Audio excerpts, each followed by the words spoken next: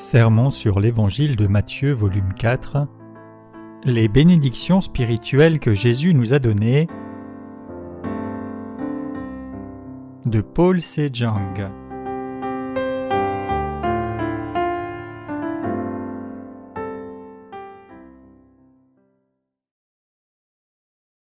Les ouvriers utilisés par Dieu. Matthieu 21, versets 1 à 11. Lorsqu'ils approchèrent de Jérusalem et qu'ils furent arrivés à Bethphagée, vers la montagne des Oliviers, Jésus envoya 2 disciples en leur disant : « Allez au village qui est devant vous, vous trouverez aussitôt une ânesse attachée et un ânon avec elle. Détachez-les et amenez-les-moi. Si quelqu'un vous dit quelque chose, vous répondrez : Le Seigneur en a besoin. » Et à l'instant il les laissa aller.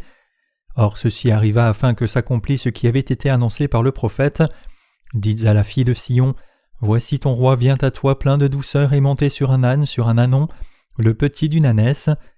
Les disciples allèrent et firent ce que Jésus leur avait ordonné.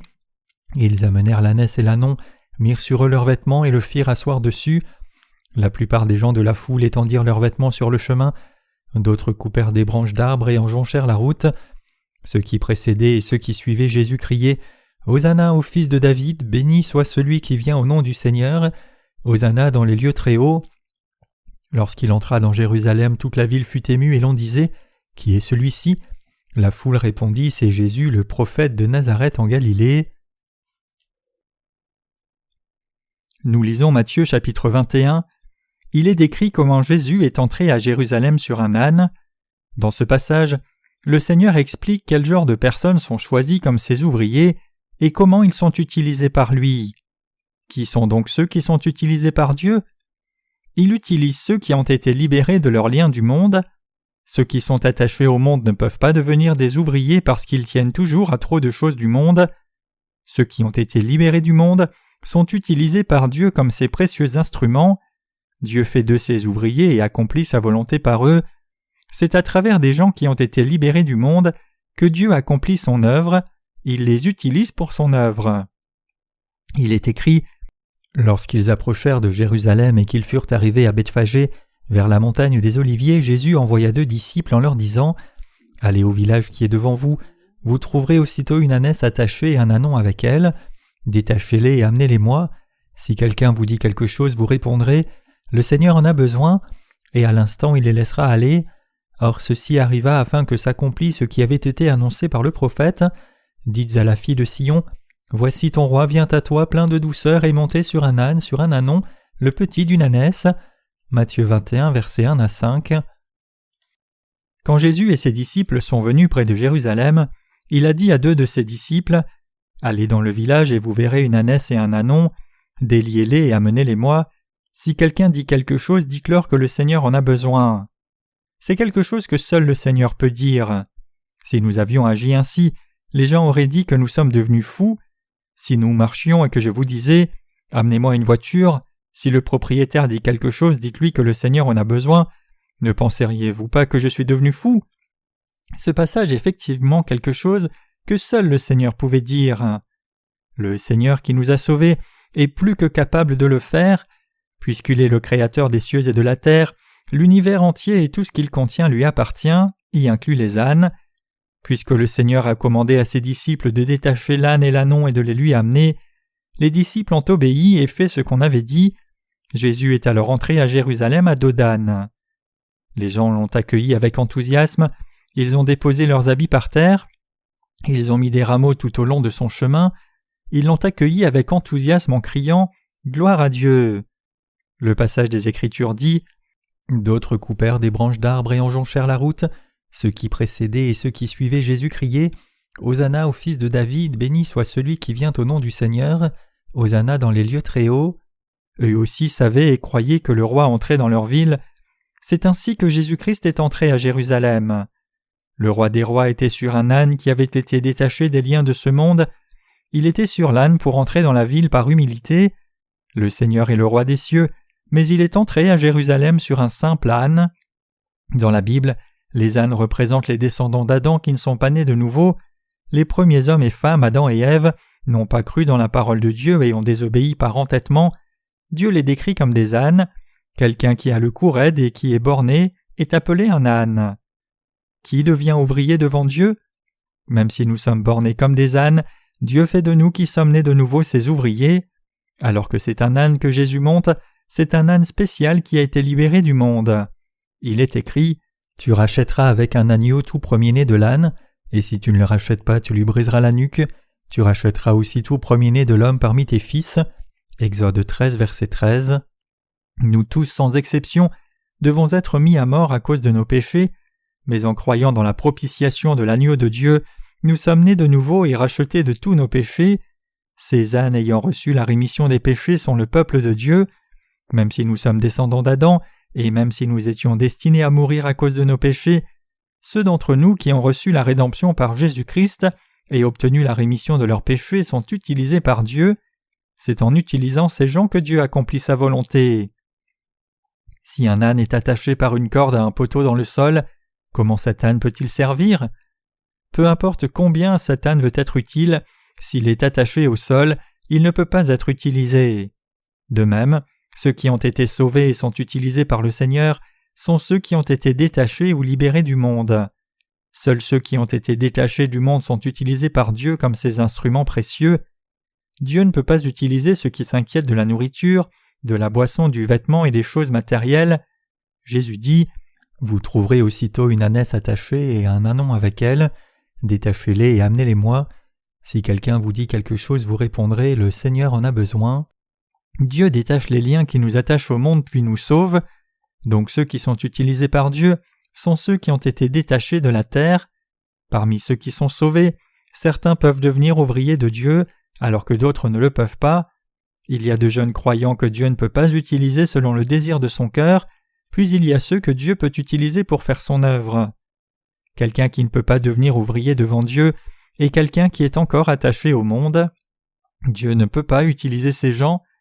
Il ne peut pas utiliser des gens qui sont toujours attachés au plaisir matériel de ce monde. Quand Jésus a ressuscité Lazare d'entre les morts, il a dit « Déliez-le et laissez-le aller » Jean 11, verset 44. Lazare était enveloppé dans des linges quand il a été mis dans la tombe. Quand le Seigneur l'a appelé et a dit « Lazare, sors du tombeau », il est sorti enveloppé de linges. Voyant cela, notre Seigneur a dit « Déliez-le et laissez-le aller ». La résurrection de Lazare d'entre les morts signifie son salut, signifiant que même s'il était lié par ses péchés et destiné à l'enfer, il a été sauvé de l'enfer, de la destruction et du péché pour vivre à nouveau. Mais il avait toujours beaucoup de choses qui le liaient encore aux choses terrestres. Déliez-le et laissez-le aller. Dieu détache les liens à travers ses serviteurs, donc ses serviteurs sont ceux qui délient les gens des liens qui les attachent au monde. Notre Seigneur lui-même ne les détache pas personnellement, mais il les délie à travers ses serviteurs. L'âne ici était aussi attaché au monde. Un poteau était planté au sol et l'âne était attaché par une corde à ce poteau. Cela se faisait ainsi habituellement. L'âne travaille pour son maître, il fait tout ce que son maître lui dit de faire. Il y a longtemps, quand il n'y avait pas de voiture, les ânes étaient des moyens de transport. Tout comme l'âne est un ouvrier pour son maître, nous sommes aussi ouvriers de Dieu une fois que nous sommes nés de nouveau. Nous recevons la rémission des péchés et sommes nés de nouveau en croyant dans l'évangile de l'eau et de l'esprit. Une fois que nous sommes nés de nouveau, nous sommes qualifiés pour être ouvriers de Dieu. Cependant, si nous sommes encore attachés au monde, Dieu ne peut pas nous utiliser comme ses ouvriers. Les liens qui nous attachent au monde doivent vraiment être brisés. C'est seulement quand nous sommes détachés du monde que le Seigneur peut monter sur nous pour entrer à Jérusalem avec nous. Si nous sommes toujours liés au monde même après avoir reçu le salut, comment Dieu peut-il nous utiliser pour son œuvre? Combien de liens avez-vous qui vous lient? Vous pouvez être liés à vos fréquentations, à vos attachements émotionnels, à la puissance, à vos besoins basiques et même à vous-même, mais tous ces liens doivent être défaits avant que vous ne puissiez être utilisés par Dieu. Dieu utilise ceux qui ont été détachés du monde et d'eux-mêmes après avoir été sauvés. Dieu utilise ceux qui vivent par la foi et disent « Je crois que Dieu pourvoit à mes besoins. Maintenant que je suis libéré du monde, Dieu prendra soin de moi. C'est parce que nous ne vivons pas par des efforts humains. » Ceux qui sont utilisés par Dieu sont ceux qui ne sont pas attachés au monde, mais qui sont conduits par lui et attachés à Dieu plutôt. Dieu est glorifié à travers ces gens. L'âne mentionné dans le passage des Écritures d'aujourd'hui nous désigne. Comme je viens de le mentionner, il est écrit en Exode « Tu rachèteras avec un agneau tout premier-né de l'âne, et si tu ne le rachètes pas, tu lui briseras la nuque. » Exode 13, verset 13. Tout premier-né de l'âne devait mourir. Pour sauver cet âne, il devait être racheté par un agneau. Cela signifie que si un agneau était tué et offert à Dieu à la place de l'âne, alors cet âne ne devait pas être mis à mort. Quand un âne était né, ne pas le tuer nécessitait un animal sacrifié. Pourquoi Dieu n'aimait-il pas les ânes ? Il ne les aime pas parce qu'ils sont bornés.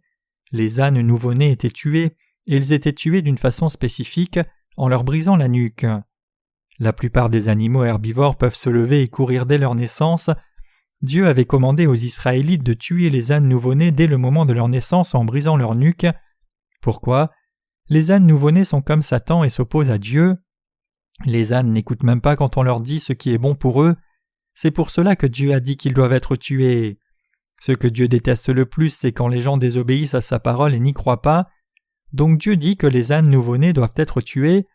Puisque la Bible montre fréquemment la volonté de Dieu à la manière de principes représentatifs, le mot « âne nouveau-né » signifie « tout âne », donc l'âne nouveau-né signifie chacun des hommes. Tous ceux qui sont nés comme descendants d'Adam sont des ânes. Les gens sont bornés et n'écoutent pas la parole de Dieu.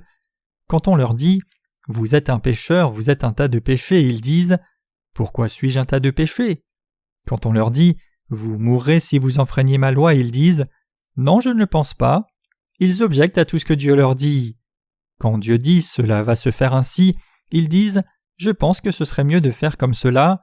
Ils sont complètement opposés à la volonté de Dieu.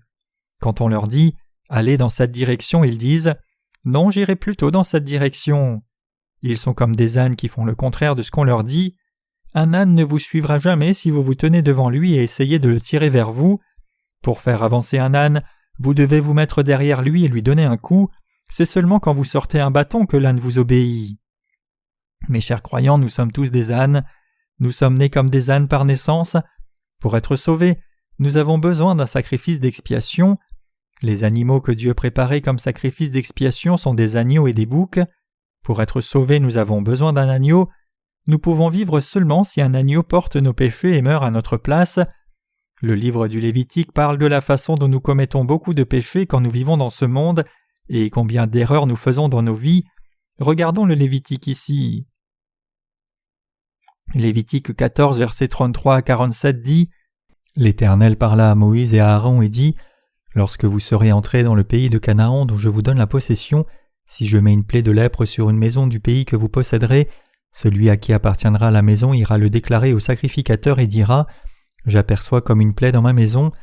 Le sacrificateur, avant d'y entrer pour examiner la plaie, ordonnera qu'on vide la maison afin que tout ce qui y est ne devienne pas impur. Après cela, le sacrificateur entrera pour examiner la maison. Le sacrificateur examinera la plaie.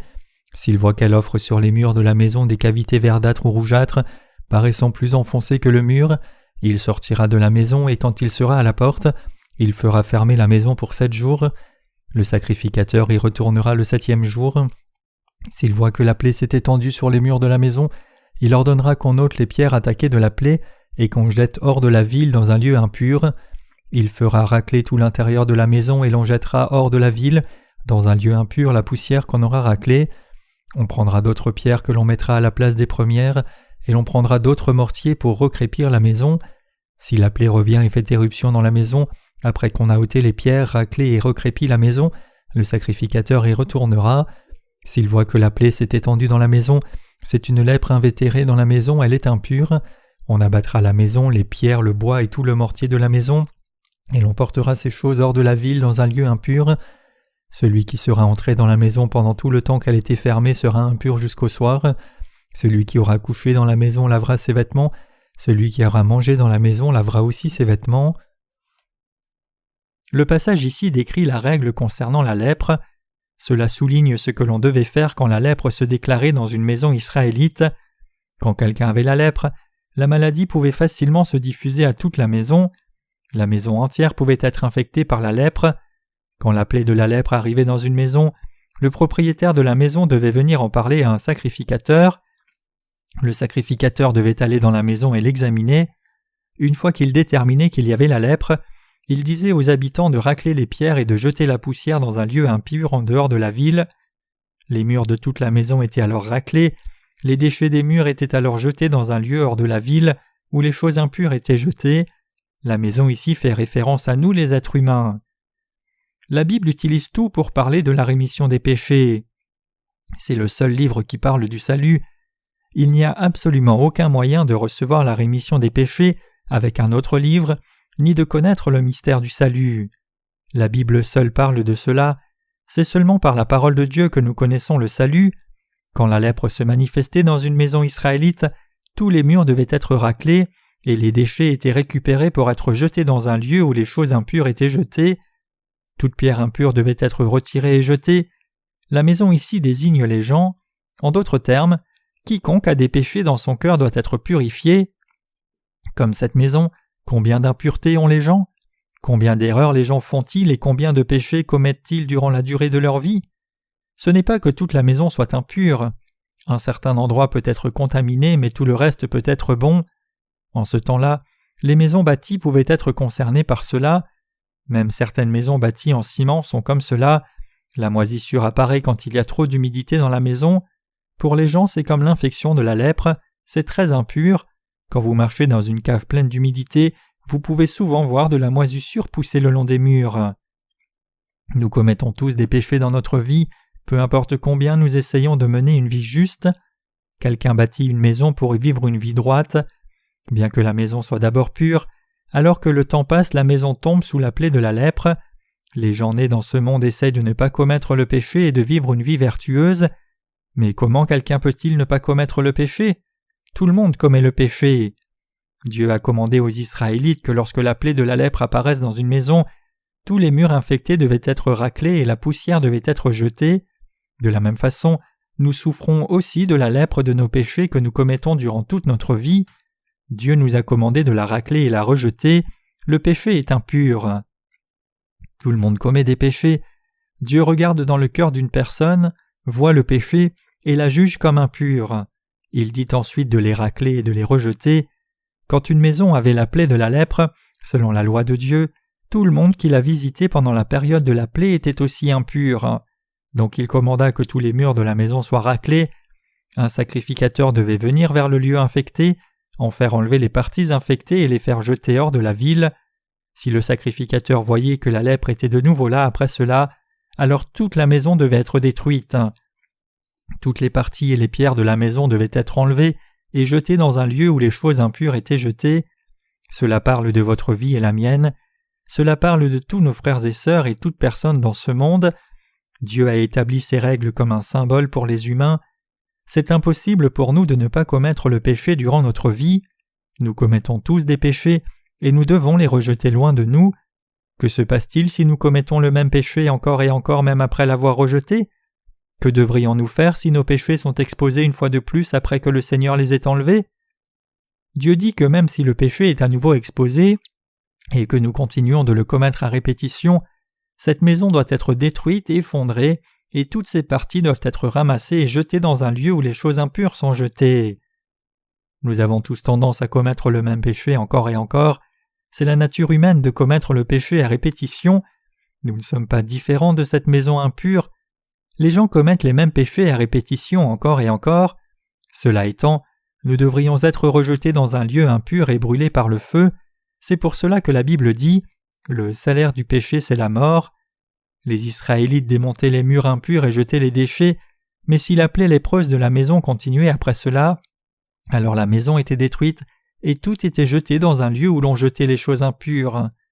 Si les humains continuent de commettre le péché, ils seront jetés dans le lieu impur et brûlés. Tout le monde est né pécheur, tout le monde est né comme un âne borné. Vous et moi sommes nés avec un cou raide et même s'il peut sembler que nous obéissions à Dieu, nous ne lui obéissons pas du tout en réalité. Tous les gens qui continuent de désobéir à Dieu doivent être détruits, ils doivent être jetés en enfer. Pour éviter l'enfer, il ne suffit pas que le Seigneur seul ait pris tous les péchés que nous avons commis jusqu'alors. Même si nous sommes conscients du fait que nous ne devons pas pécher, nous commettons les mêmes péchés encore et encore. Selon la loi du Seigneur, nous devons tous être démolis. Le Seigneur est venu sur cette terre pour expier tous nos péchés pour toujours. Ce que Dieu voit en nous, le force à nous jeter en enfer sans exception. Nous méritons tous d'être jetés en enfer. Nous ne sommes rien de plus que des ânes. Nos nuques devraient être brisées et nous devrions être mis à mort. Du point de vue de Dieu, nous méritons tous d'avoir la nuque brisée pour être si bornés. Cependant, par amour pour nous, Jésus a ouvert une route nouvelle et vivante pour nous. Hébreux 10, verset 20. Nous devons d'abord réaliser que Jésus est devenu la propitiation pour l'expiation. Ici Dieu dit « Enlevez les déchets impurs et jetez-les dans un lieu où les choses impures sont jetées ». Jésus-Christ est devenu notre sacrifice d'expiation pour tous nos péchés. Jésus est notre propitiation. Cela signifie que Jésus, comme un sac à déchets, a pris sur lui tous nos péchés et est devenu un dépôt de choses impures. En d'autres termes, même si Jésus était absolument pur, il a pris tous nos péchés, a porté toutes nos impuretés et a été condamné à notre place. Jésus a porté tous nos péchés et a pris toutes nos impuretés par son baptême et sa mort à la croix. C'est ainsi que Jésus est devenu notre propitiation. Il est venu sur la terre pour nous sauver, vous et moi, du péché. Nous sommes tous des ânes bornés qui n'écoutent pas la parole de Dieu et n'y croient pas, et désobéissent avec entêtement. Jésus, l'agneau de Dieu qui était sans aucun péché, est mort à notre place. C'est ainsi que nous, bornés comme des ânes, avons pu éviter la mort et c'est ainsi que nous pouvons maintenant être utilisés par Dieu et ses instruments précieux. Nous avons tous besoin de saisir ce qui est entendu ici par la maison qui est détruite à cause de la lèpre mentionnée dans le Lévitique. La maison frappée de lèpre désigne les humains, elle désigne nos vies. Si votre maison est frappée par la lèpre, vous devez nettoyer la maison, enlever tout ce qui est étranger et moisi et le rejeter. Cela serait bien que la moisissure ne revienne pas, mais si votre maison a trop d'humidité, elle reviendra inévitablement. Si cela se répète, la maison entière devrait être détruite. Nous sommes nés pécheurs, nous sommes descendants d'Adam. Adam et Ève sont les ancêtres de l'humanité, mais ils ont été trompés par Satan et le péché est entré dans leur cœur. Une fois qu'ils ont désobéi à la parole de Dieu, ils ont commencé à écouter les paroles du diable. De plus en plus, ils ont rejeté la parole de Dieu. Si la moisissure ne revient pas après qu'elle ait été enlevée, les gens peuvent vivre dans la maison, mais si la moisissure revient même après qu'on l'ait enlevée, la maison doit être démolie. Il serait juste que Dieu enlève seulement les péchés que nous avons commis jusqu'à maintenant, si nous n'en commettions plus d'autres ensuite, mais pouvons-nous le faire? Commettons-nous des péchés une seule fois pour ne plus en commettre ensuite? Quelqu'un peut-il faire cela? Quelqu'un est-il capable de ne pas commettre le péché à répétition durant toute sa vie? Personne ne peut le faire. C'est la nature humaine de commettre le péché encore et encore jusqu'à ce que nous mourions. Nous ne sommes rien de plus que des ânes, nous désobéissons et n'écoutons pas Dieu durant toute notre vie entière. Ne devrions-nous pas être détruits par Dieu comme la maison lépreuse était détruite? Nous devons être détruits jusqu'à la fondation. Les Israélites n'enlevaient-ils pas toutes les choses impures des murs pour les jeter dans un lieu impur hors de la ville? Quand une maison est détruite, où vont les débris? Les jette-t-on à la poubelle? On les jette dans une décharge.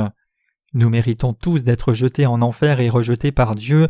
Nous ne pouvons que commettre le péché, et nous commettons le péché encore et encore. En dépit de cela, Jésus est devenu notre propitiation pour que Dieu nous sauve. Ce n'est pas seulement un agneau sacrificiel qui est mort, c'est le Fils de Dieu, le Créateur vivant lui-même, qui est venu comme notre Sauveur de l'humanité. Jésus s'est sacrifié pour sauver des êtres semblables à des ânes, pour que la maison ne soit pas démolie mais épargnée. Et Jésus a pris toute la lèpre des humains, tous les péchés sur lui-même, et a versé son sang à la croix pour prendre la condamnation des péchés. À cause de cela, vous et moi avons été libérés par la foi. La Bible dit que ces maisons désignent les humains. 1 Corinthiens 3, verset 9. Chers croyants, la rémission des péchés n'a pas de prix. Si une maison est infectée continuellement, personne ne peut y vivre peu importe combien elle peut être belle. Pourquoi? Tôt ou tard, quiconque vit ici sera infecté par la maladie. Un lépreux peut être en parfaite santé à l'exception d'une petite partie de son corps, mais cela suffit à l'appeler lépreux. Peu importe combien cette personne peut être intelligente ou riche, les gens ne l'appellent pas intelligent ou riche, ils l'appellent lépreux. Il y a longtemps, l'un de mes amis a eu la lèpre. Je ne le réalisais pas à ce moment-là. Il était suffisamment peu attirant avant d'avoir la lèpre, il avait toujours des boutons. Puisque j'avais aussi eu souvent des maladies de la peau comme des furoncles ou la teigne, je pensais qu'il avait une maladie de peau courante comme moi. C'était un jeune homme brillant et agréable. Sa famille était assez riche aussi. Il avait l'habitude de me donner des choses lorsque je visitais sa maison pour jouer avec lui, mais pour une raison, personne d'autre ne venait chez lui. Alors que le temps passait, lorsque j'ai grandi, j'ai finalement réalisé que cet enfant souffrait de la lèpre. J'allais souvent chez lui, puisqu'à l'époque j'étais trop jeune pour savoir tout cela, mais un jour sa famille a déménagé. C'était longtemps avant que je ne réalise qu'il était lépreux. Il avait tout le temps des plaies et ses plaies ne partaient pas. Quand j'avais des furoncles, je pouvais m'en débarrasser assez facilement avec des remèdes faits maison, mais il avait toujours des boutons sur le visage et le corps toute l'année, il ne partait jamais, il souffrait de la lèpre. Peu importait combien sa famille était riche, il était toujours un lépreux évité par les autres. La Bible parle aussi du général Naaman, un lépreux. Le général Naaman était un commandant de l'armée de Syrie. Il était le héros le plus important qui avait sauvé sa nation, mais la Bible dit « il était lépreux ». Il était le plus souvent appelé Naaman le lépreux plutôt que Naaman le commandant. La lèpre désigne le péché de l'humanité. Peu importe combien quelqu'un peut essayer de vivre une vie saine, il ne peut que commettre le péché. Peu importe combien quelqu'un peut être éduqué, riche, droit moralement et décent, s'il a du péché, alors il est un pécheur devant Dieu. Ce genre de personne sera envoyé en enfer, à moins de recevoir la rémission des péchés. Peu importe combien il a pu jouir du luxe et de l'extravagance dans ce monde, peu importe aussi combien il est brillant et combien il a été diplômé comme premier de sa classe, s'il a du péché dans son cœur, alors c'est un lépreux. Son intelligence et sa richesse sont inutiles, elles ne lui servent à rien. Si elles sont utilisées, elles seront jetées dans un lieu où les choses impures sont jetées. Ce lieu où les choses impures sont jetées, c'est l'enfer. Comme les gens jettent leurs déchets à la poubelle, nos déchets doivent être jetés dans un lieu où les choses impures sont jetées. Ce lieu où les déchets sont brûlés, où les choses impures sont jetées, c'est l'enfer. Quiconque a du péché sera jeté en enfer. Quand une maison était infectée, un sacrificateur l'examinait. Si le sacrificateur déterminait que la maison était lépreuse, alors ses murs étaient raclés. Toute la poussière infectée était raclée et jetée. Quand le sacrificateur revenait à la maison, la lèpre avait parfois de nouveau éclaté avec de la moisissure qui se répandait partout. Cette maison devait alors être détruite. La même chose s'applique à l'humanité. Nés comme descendants d'Adam, nous commettons tous le péché. Nous pouvons ne pas avoir commis beaucoup de péchés quand nous étions jeunes, mais nous devenons tous des experts du péché une fois que nous grandissons. Même si les gens apprennent à vivre vertueusement, ils commettent des péchés. Quand vous commettez le péché, votre cœur peut se sentir mieux après que vous ayez fait une réparation en faisant des prières de repentance.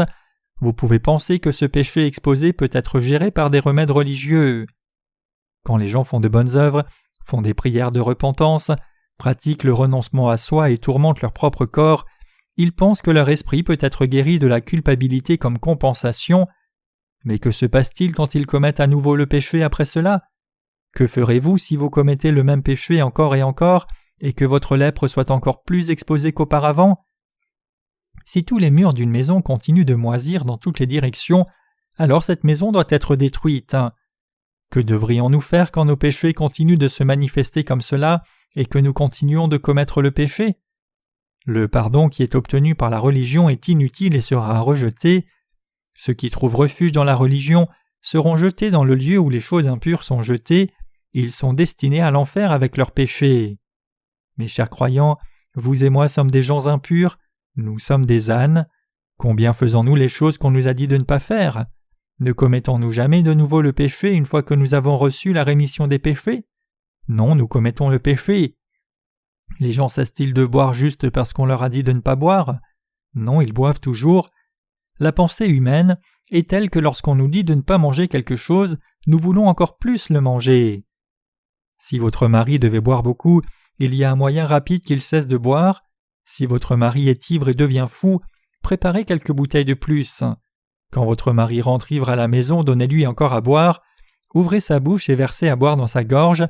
Laissez-le dormir un peu, puis donnez-lui quelque chose à grignoter, puis faites-le boire à nouveau.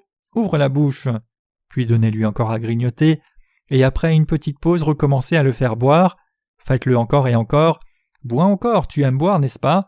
Faites-le encore boire. Il y a longtemps, quand mes amis s'enivraient et se moquaient de moi, Je leur préparai des boissons et les invitai chez moi pour boire toute la nuit. Buvez jusqu'à satiété. Puisque vous aimez tant les liqueurs et puisque c'est tout ce que vous voulez pour votre vie, voici toute la liqueur que vous voulez. Je les faisais boire. Une fois que les gens étaient ivres, ils ne se remettaient pas si facilement à boire. C'est simplement la nature humaine qui fait que les gens aiment faire ce qu'ils ne sont pas supposés faire. La Bible nous dit de ne pas commettre de meurtre, d'adultère, de vol et d'autres choses, mais tôt ou tard, tout le monde fait ce qu'on lui dit de ne pas faire. Nous commettons le péché encore et encore. Pensez-y, ne commettons-nous aucun péché durant toute notre vie? Non, nous continuons de commettre des péchés jusqu'au jour de notre mort. Quand un sacrificateur découvrait que la plaie de la lèpre se manifestait à nouveau, même après avoir raclé les murs infectés une fois et avoir jeté la poussière, cette maison était détruite. Si le Seigneur avait expié nos péchés seulement à un certain moment dans le temps, ce serait très bien si nous ne commettions plus jamais de péché à partir de là. Mais commettons-nous réellement le péché seulement jusqu'à ce point? Non, nous péchons tous les jours. Nous péchons encore jusqu'au jour de notre mort. Si nous étions une maison, resterait-il un endroit pur? La porte resterait-elle pure? Les murs seraient-ils purs? Le plafond serait-il pur? Si le plafond était notre tête, les murs étaient nos membres et la porte était nos ventres, quelque chose serait-il intact? La maison ne serait-elle pas infectée par la lèpre de partout? Ne serait-elle pas complètement souillée, pleine d'humidité et de moisissure? Qui vivrait dans une maison pareille? Elle serait détruite à la fin. Mes chers croyants, qu'est-ce que cela signifie que vous et moi ayons reçu la rémission des péchés? Jésus est devenu notre dépôt de choses impures. Il a pris lui-même toutes nos impuretés, a pris tous nos péchés et est devenu notre sacrifice de rédemption et a versé son sang pour être condamné à notre place. Nous devons être reconnaissants pour ces choses. Quand vous et moi nous examinons nous-mêmes, nous voyons que nous allons commettre le péché jusqu'au jour de notre mort et serons jetés en enfer. Tout comme la maison lépreuse était détruite, nous ne pouvons que commettre le péché et être jetés en enfer par Dieu.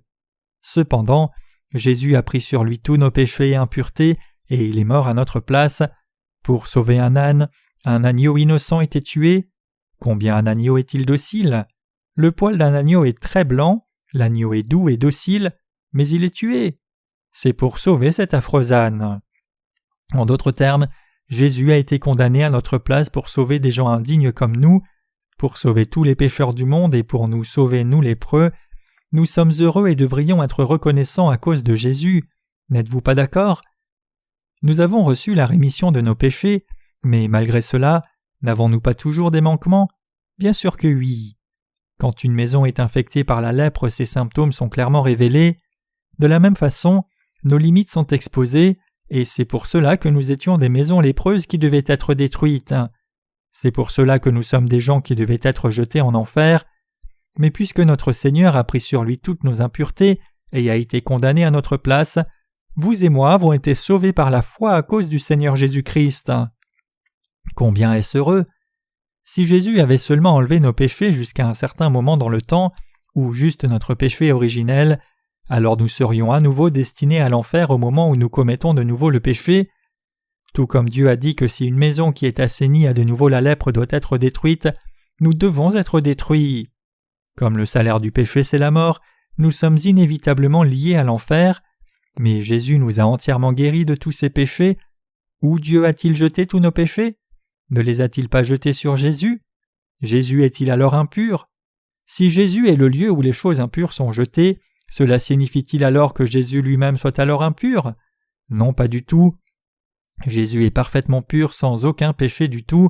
Il a porté nos impuretés pour nous sauver. Même si Jésus est pur, il a porté nos impuretés pour nous sauver et a été condamné à notre place. C'est ainsi que nous sommes sauvés et ressuscités.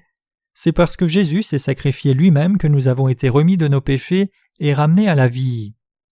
Combien de péchés commettons-nous, vous et moi? Nous commettons d'innombrables péchés durant toute notre vie. Même après avoir reçu la rémission de nos péchés, nous péchons de nouveau. C'est pour cela que Jésus est devenu notre propitiation. Il est devenu notre sacrifice d'expiation. Il est mort à notre place. Jésus, l'agneau de Dieu, a été sacrifié à notre place. Il a pris sur lui toutes nos impuretés et il a été condamné pour mourir à notre place. Puisque Jésus a porté notre condamnation, nous avons été sauvés. Il est écrit « Mais il était blessé pour nos péchés, brisé pour nos iniquités, le châtiment qui nous donne la paix est tombé sur lui, et c'est par ses meurtrissures que nous sommes guéris. Ésaïe 53, verset 5. Jésus a accompli le salut pour nous, les humains impurs.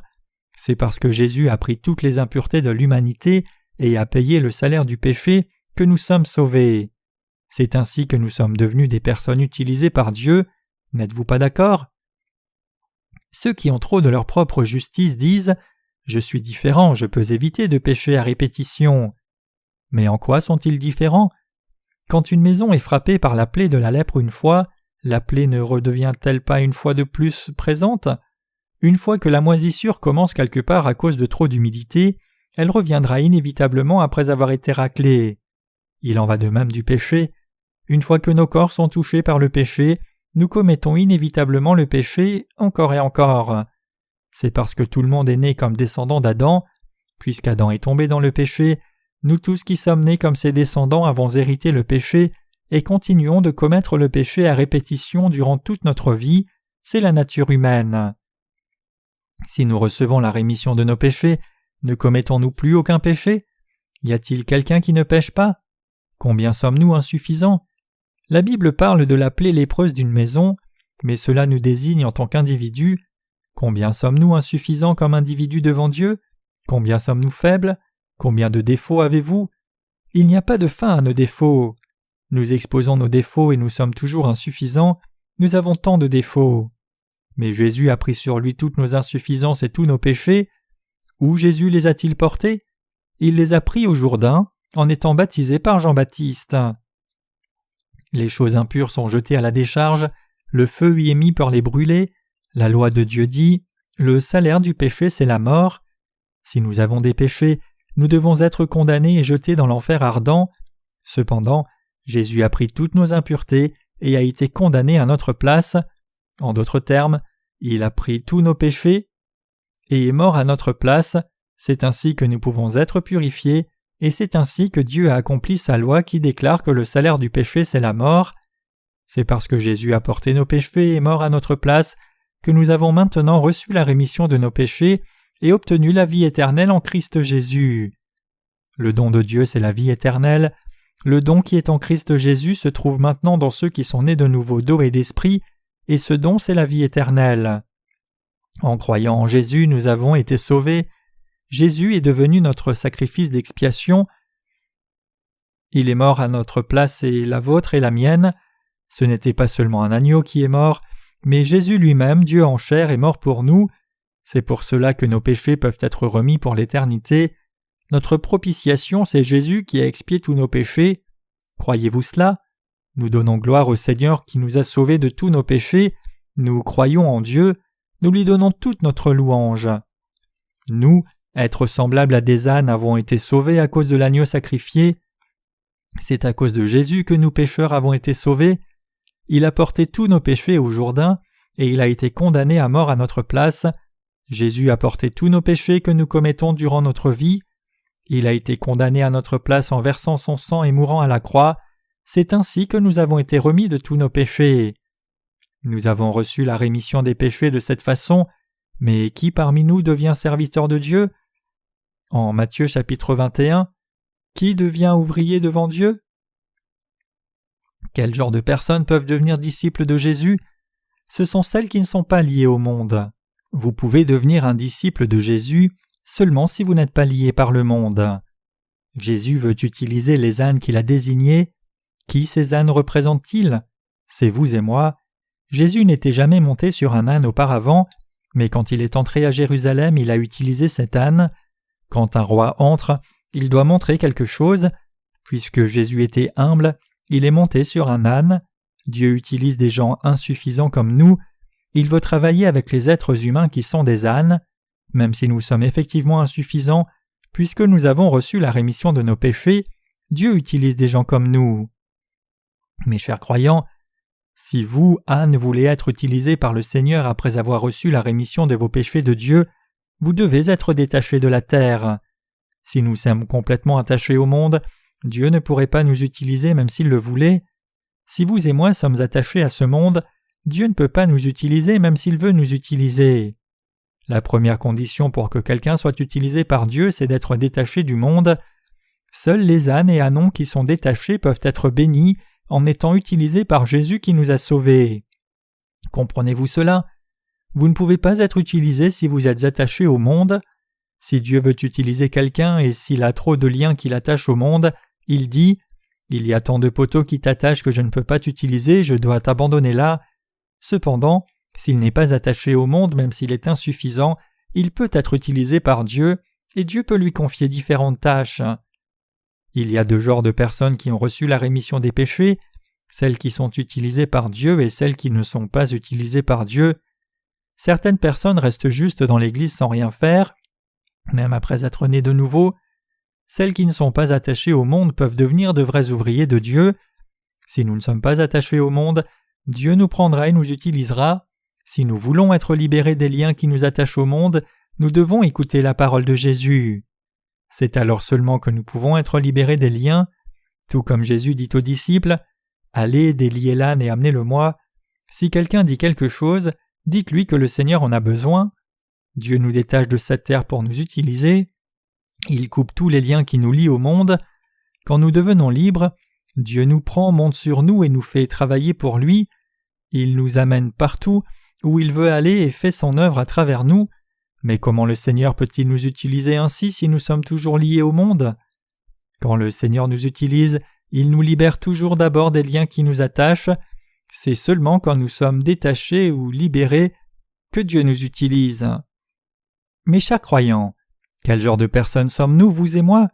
Sommes-nous dignes d'être utilisés par Dieu ou toujours attachés? N'êtes-vous pas liés par vous-même? Comment je vais vivre? Comment devrais-je vivre?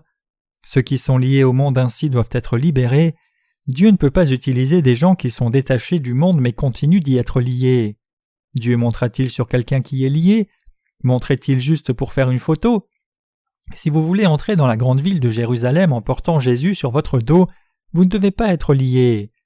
Où que Dieu vous commande d'aller, vous devez y aller, que ce soit en courant ou en marchant.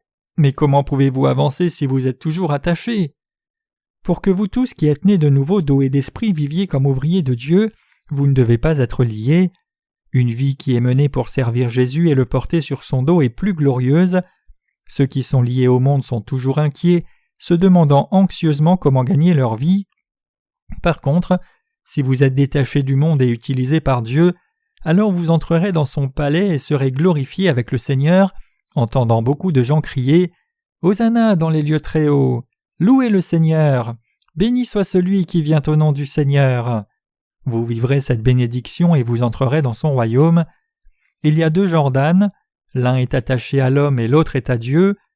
Même si nous avons été sauvés, nous pouvons être attachés à 2 endroits. Nous pouvons être attachés à Dieu tout comme à l'homme. Nous étions effectivement attachés à l'homme seul, comme l'âne était attaché à son propriétaire depuis sa naissance. Si le propriétaire de l'âne veut le sauver, il offre un agneau en sacrifice et le tue à la place de l'âne. L'âne est alors lié au propriétaire selon la loi de Dieu. Notre existence fondamentale est comme cet âne. Quand nous vivons par la foi, croyons dans la parole de Dieu et suivons la direction des serviteurs de Dieu qui prêchent sa parole, nous sommes libérés de ce monde. Nous serons alors attachés à Dieu et utilisés par Dieu. Voulez-vous être utilisés par Dieu? Alors quand les serviteurs de Dieu détachent vos liens, vous devez l'accepter par la foi. Jésus n'utilise jamais quelqu'un qui est lié au monde. Cela signifie que tous les serviteurs de Dieu ont été libérés de leurs liens. Ils ont tous été libérés par les serviteurs de Dieu. En nous sauvant et nous libérant ensuite, Dieu nous a permis d'entrer dans son royaume glorieux. Notre Seigneur veut nous utiliser comme ses instruments pour diffuser l'Évangile qui a expié tous nos péchés. Je veux que vous réalisiez la volonté de Dieu et deveniez un ouvrier de Dieu par la foi. Ne soyez pas liés par vous-même. Nous vivons dans ce monde avec ce que nous avons appris, ce que nous avons expérimenté et ce que nous savons. Personne ne peut échapper aux limites des moyens humains et capacités. Tout le monde vit comme cela. Cependant, une fois que vous êtes sauvés, il y a une autre façon de vivre. Il y a une manière de vivre votre vie utilisée par Dieu comme son instrument, recevant ses bénédictions. Les gens sont habituellement prompts à s'attacher à une chose qu'ils ont apprise. Par exemple, quand un parent transmet son affaire à son fils, le destin du fils est déjà scellé dans les traces de son père parce que c'est tout ce que le fils connaît. Tout ce qu'il a vu en grandissant, c'est ce que faisait son père. Ayant été formé à considérer ce travail comme le sien, le Fils sait seulement qu'il doit gagner sa vie en faisant ce travail. Même s'il y a tant de voies différentes qu'il pourrait choisir pour gagner sa vie, c'est tout ce qu'il connaît. Dans ce monde, il y a beaucoup de façons de vivre pour Dieu en dehors de ce que vous connaissez. Il y a beaucoup de façons de vivre avec plus de splendeur et de gloire pour Dieu. Beaucoup de chemins peuvent vous conduire à une vie plus digne, mais même nous qui sommes nés de nouveau ne connaissons que ce que nous connaissons. Il y a clairement une autre voie. Le royaume de Dieu est large, étendu et profond. Tout comme une boulangerie est toujours pleine de pain et qu'aucun jour ne passe sans qu'elle ne le soit, le royaume de Dieu est rempli de gloire. Il n'est pas bon de vivre selon vos propres idées. Si vous abandonnez votre propre voie et la rejetez, vous trouverez un moyen de vivre en vous confiant en Dieu. Vous ne devriez pas essayer de vivre avec entêtement seulement sur ce que vous avez. Ce n'est pas tout ce qui existe.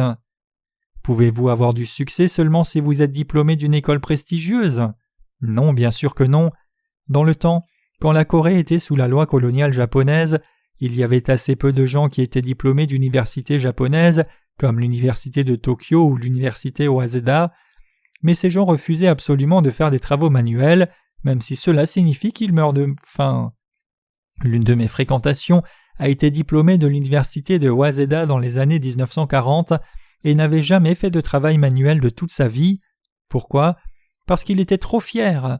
Puisqu'il était trop fier de son éducation formelle, il ne pouvait pas tolérer de critiques de son patron et finissait par crier « Dans quelle université es-tu allé? Tu appelles cela université?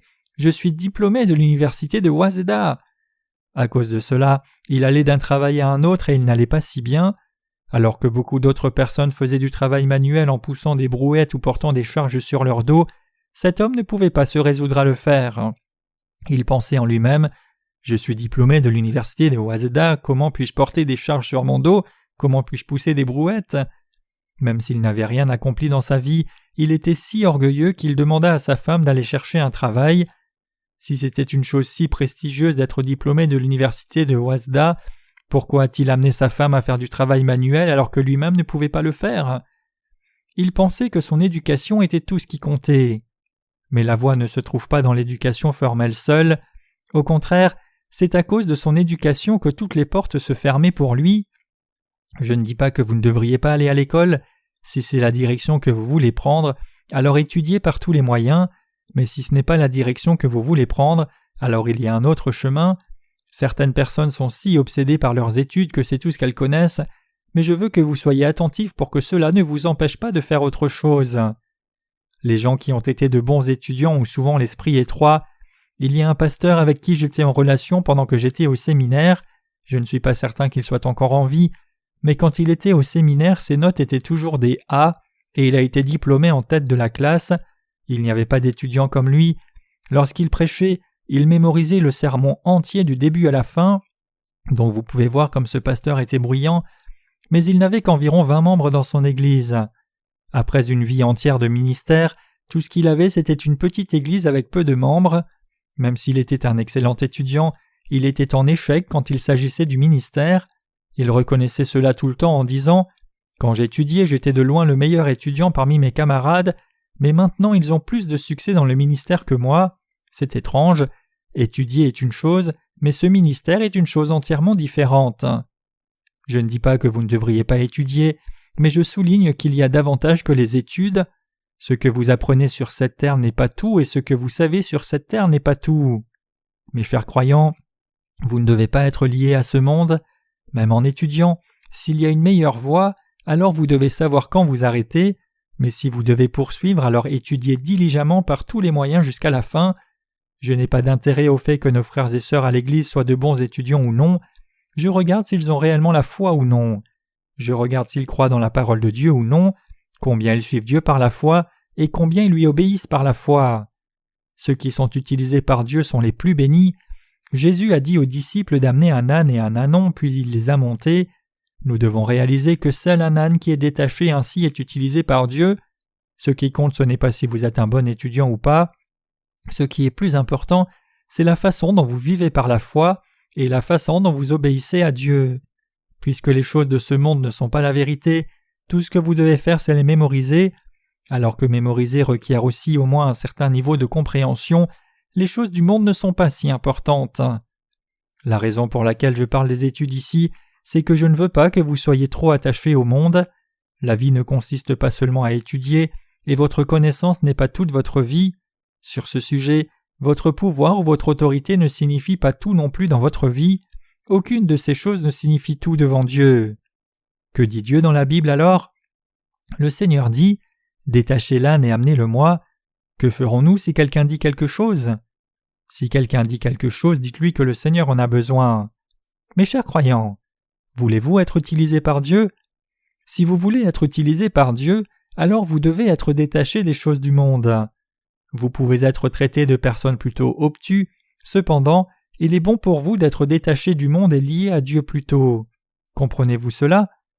Ceux qui sont fidèles seulement aux affaires du monde ne peuvent pas être utilisés par Dieu.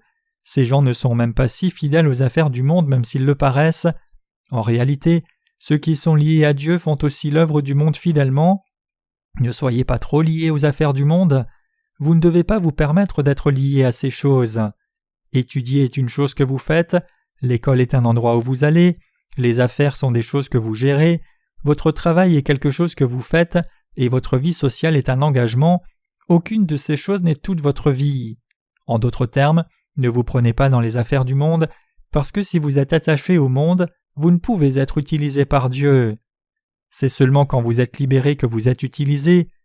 Dieu dit que ceux qui sont devenus des ouvriers devant lui ont été libérés du monde. Cependant, ceux dont la foi est jeune ont beaucoup de liens avec le monde.